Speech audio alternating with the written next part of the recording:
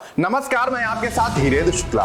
इस समय की सबसे बड़ी खबर लखनऊ से सामने आ रही है। मऊ में स्याही कांड के बाद अब लखनऊ से जूता कांड की खबर सामने आई है। बता दें कि सपा नेता स्वामी प्रसाद मौर्य पर एक युवक ने जूता फेंक कर मारा है। वह सपा के पिछड़ा वर्ग महासम्मेलन में शामिल होने के लिए इंदिरा प्रतिष्ठान पहुंचे थे।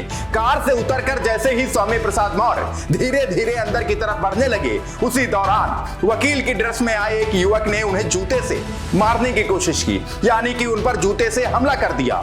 जूता फेंक कर मारा, लेकिन स्वामी प्रसाद मौर्य की दूरियां ज्यादा होने की वजह से जूता छूता हुआ निकल गया। स्वामी प्रसाद मौर्य पर जूता फेंकने के बाद सपा कार्यकर्ताओं ने हमलावर युवक को पकड़ लिया, उसको पीट पीट कर अधमरा कर दिया।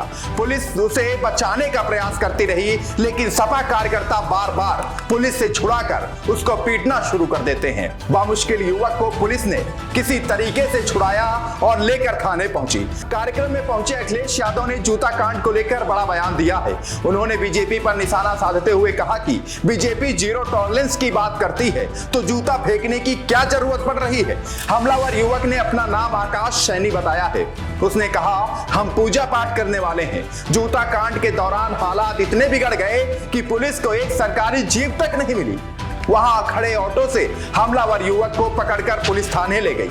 अब उससे डिटेल में पूछताछ की जा रही है। इस पूरे विवाद के चलते अफरा तफरी मच गई। इसके बाद कार्यक्रम स्थल पर पहुंचे कार्यकर्ताओं से पुलिस ने झंडे बैनर बाहर ही रखवा दिए।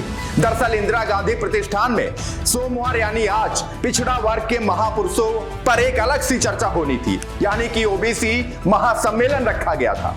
यहाँ अखिलेश यादव पहुंचने वाले थे। करीब 11:30 बजे स्वामी प्रसाद मौर्य पहले ही पहुंच गए थे। जैसे ही स्वामी प्रसाद मौर्य सम्मेलन में पहुंचे, सपा ने अपने सम्मेलन में कई नेताओं को बुलाया था, लेकिन स्वामी प्रसाद मौर्य के पहुंचने के पहले ही वहां पर पूरी तैयारियां हो चुकी थी। यानी कि जिसे जूता फेंकना था, यानी कि जिसे जूते से मारना था, वो मौके पर मौजूद दिखाई दिया। यही नहीं, जो वीडियो सामने आया इसमें साफ दिखाई दे रहा है कि एक वकील की ड्रेस में पहुंचा युवक लगातार हमले के लिए शिरकत करता हुआ नजर आ रहा है।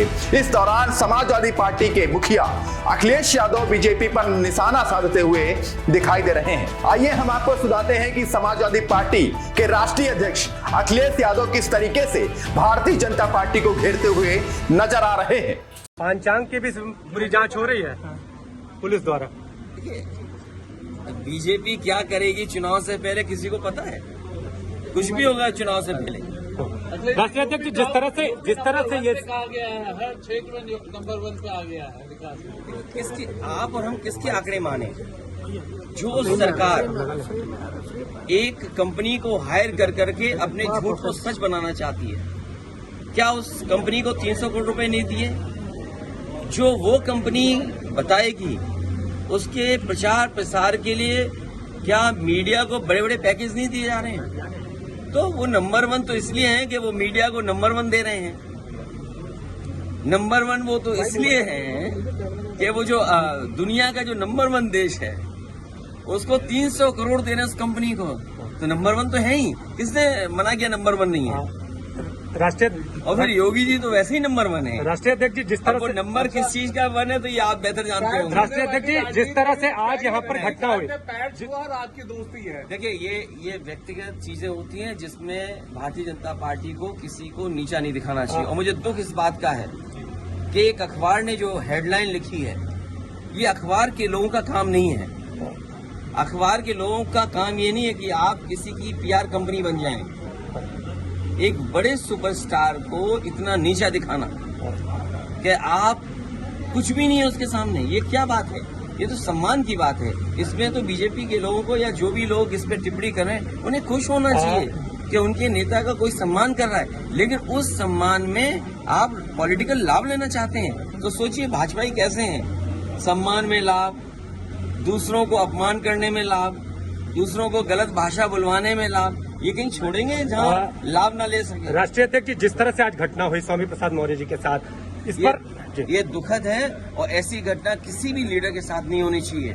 और अगर ये घटना हो रही है तो कोई ये आज के नेता नहीं है, लीडर ऑफ द अपोजिशन रह चुके हैं, मिनिस्टर रह चुके हैं। एक इनका पॉलिटिकल कैरियर लंबा है, एक इनके विचार हैं, इनकी एक बात है जो अपनी रखते हैं अपने समाज के लोगों के बीच में। अगर कोई बात है तो आखिरकार ये कहाँ का तरीका है तो वही मैंने सवाल पूछा है, जो सरकार जीरो टॉलरेंस की बात कर रही थी, क्या लीडर्स को अपमानित करने के लिए ये जीरो टॉलरेंस है?